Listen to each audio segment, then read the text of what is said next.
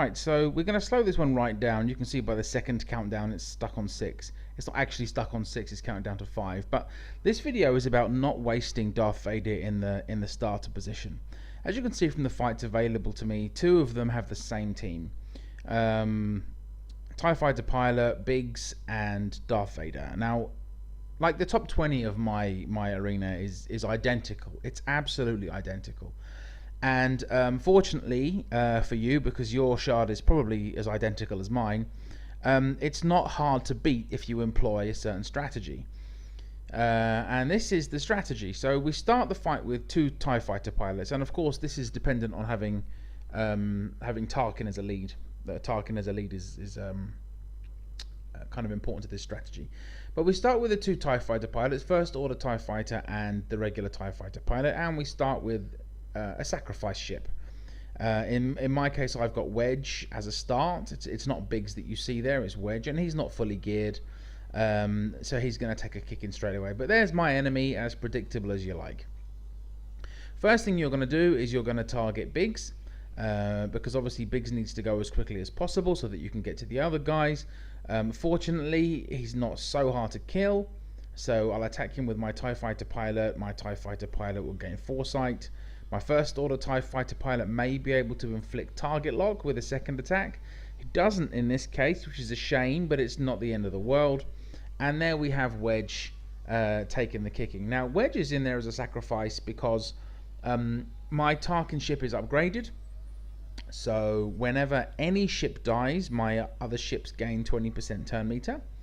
I'm going to attack now with Tarkin's primary ability because I don't want to speed up the enemy capital ship by missing the TIE Fighter pilot, so I'm just gonna hit Biggs one more time. Doesn't take a great deal of damage, but it does put tenacity down, which is important. Now I'm looking in trouble now. It's 3 against 2. I've lost my first ship. There we again, deflected again, so TIE Fighter pilot is adding more turn meter to Tarkin. TIE Fighter is going to take a smash there, 53. Now if you look at the screen there, I'm in real trouble. There's no way I'm going to win this fight, you say to yourself. But because I've got Vader coming in as my first reinforcement, he is going to just switch the game for me. What he's going to do is he's going to give me 3 damage over times. He's going to have retribution, and his retribution is going to be a big hit, and of course it's going to inflict target lock. Now, you know, full disclosure, my Vader is 2 Zetas maxed as he can be, and his ship is as upgraded as it can be, so it's not a weak ship. It's probably my strongest ship, so you know you can't do this with a small one. And like I said, Tarkin's abilities are boosted to the maximum. But then in top 20 they should be, right? So here in comes Vader, and he's going to change the game. So first off, damage over time on everybody. Then he's going to take Biggs for 72,000. That doesn't matter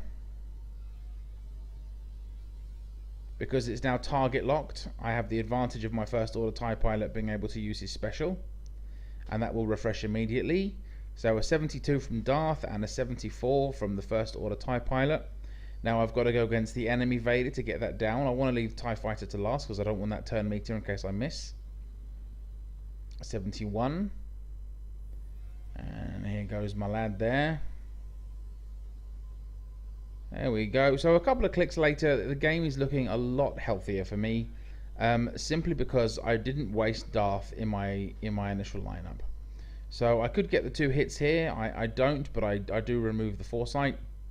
It doesn't matter who they bring in as a reinforcement.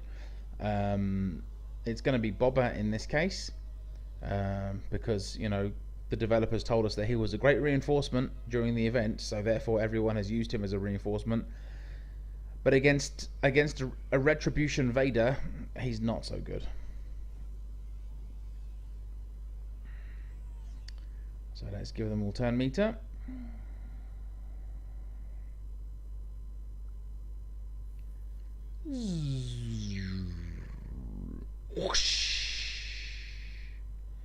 It's my special effect.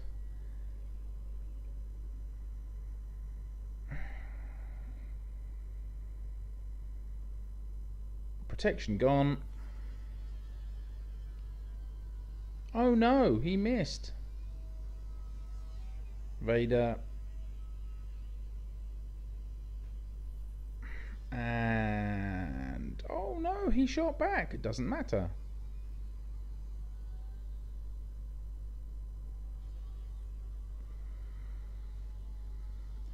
Now Biggs is going to come in as my second reinforcement, so you can see I've played this match without a tank. And the reason Biggs is going to be useful is because he is going to, if the enemy is target locked, he's going to call an assist with his special.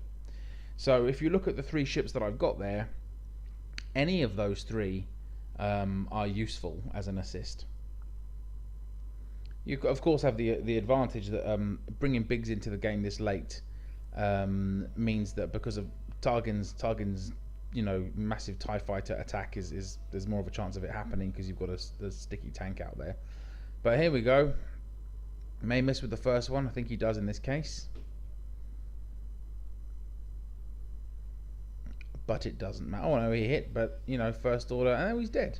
And now it's 4 against 1, when earlier it was 3 against 1 and a damaged 1. The tide has really turned. And if you look at the clock, we're only at 3 minutes 40 seconds. So this is I've slowed this down considerably to make this video, but we're not even a minute and a half into this fight. I mean, this is a really fast fight, and I'm left with 4 ships.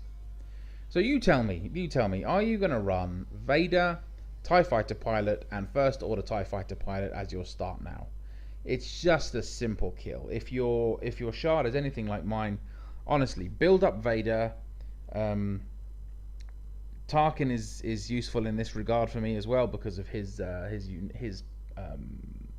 special is boosted. But that's it. That's how you kill the current dull setup from most people. I hope this helps.